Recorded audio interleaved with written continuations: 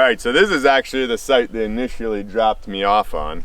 But I saw some moose tracks and such, and I didn't actually want to be right where the moose were coming through because I thought it would be a good chance I'd disturb their normal habits. So I actually moved camp from here over to that island over there.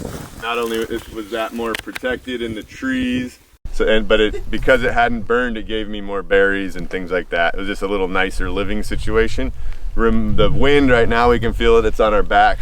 Usually would blow out to sea, and so I could stay on that island, not affect the animals here. But I also ran my trap line because my fishing spot was up the mountain over here. And so every morning I'd run my trap line from my island along in all this thick brush, come all the way through here, ran traps and snares all the way up over the mountain, the backside, and went way that direction.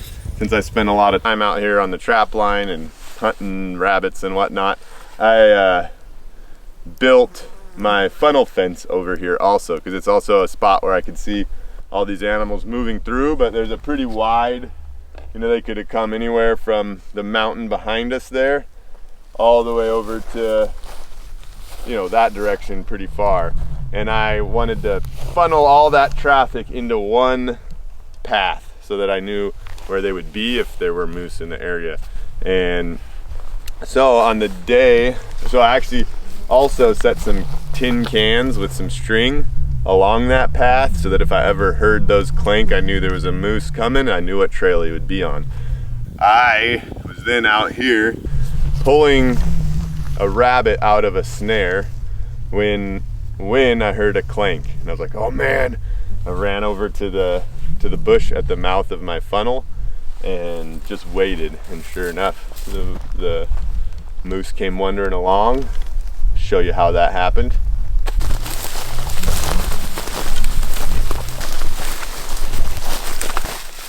Oh, here it comes up here. Here it is. Here's the funnel. The remnants of the fence. It was a temporary fence, just this tall, interlocking logs that kept the moose funneling in a certain direction. They're always taking the path of least resistance. You can see right here is a nice, well-worn trail. One of many through here, but I just wanted to make the many one. And so with this fence, any moose coming through this whole little valley here would end up heading out this trail. I had the cans back here a ways, and when I was over there pulling a rabbit out of a snare, I heard the cans clank, and so got very excited. Ran over here to behind this bush. Ran behind this bush and hunkered down.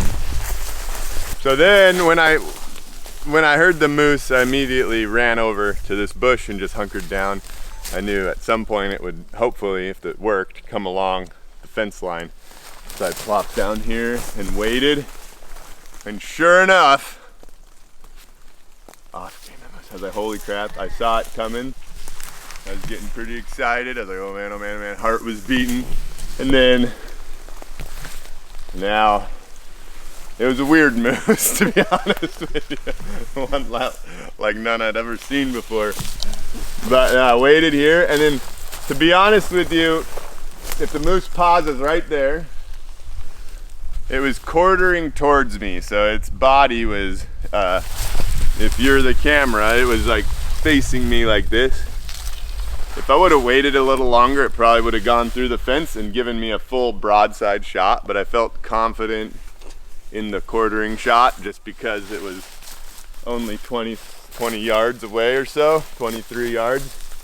So I pulled up on the moose from right here, threw back and went, boom! And it smoked it. No, but it sunk the arrow in completely through the front and out and hit the back opposing hip, so the arrow sunk in completely like that. Although it only punctured the one lung, this one was still intact. So after I hit it, it took off that way. it actually gave me a brief second. I was like, whoa, felt like a good shot. Gave me a brief second to where I actually grabbed another arrow and went to shoot again, but by then it was already running away and I flung it through there and didn't hit it. But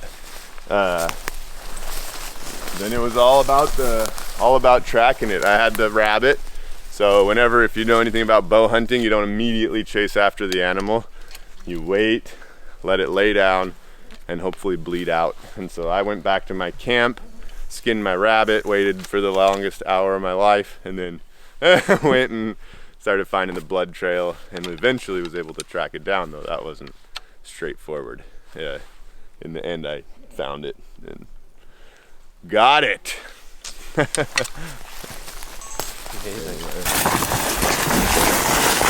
Yeah, so the moose, after I hit him, he was actually pretty difficult to track. I lost his blood trail. As you can see, the ground's actually pretty hard in this burn, so he didn't leave any tracks. And I did find bubbly blood, so I know I hit him in the lungs, but as I walked along, I lost his trail. And he ended up going to that water over there. You see that water? He ran this whole strip, several hundred yards over there, and died opposing, you know, on that, next to that water, but in the woods over there. And after I lost his trail, I just kept in mind that, you know, if you have a seriously wounded animal, which I knew he was, he's going to usually take the path of least resistance. So I assumed he wouldn't run up the mountain up this way, but he would stay on the easy, next to the water path along the lake. And so I just walked through the woods as if I was a lazy moose and hoped to come across him, and sure enough I did. So that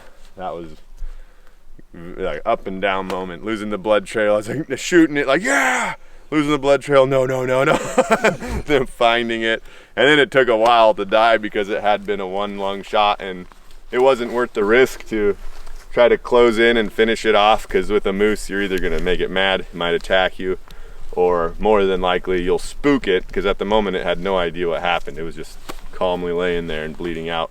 If I would have spooked it and knew it had a predator after it, it would have jumped up and ran off, probably would have lost it for sure. So the best thing for me to do was just to wait and let it slowly bleed out calmly.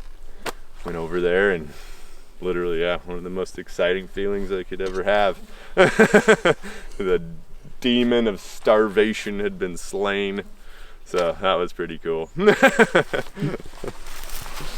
Pretty peak experience.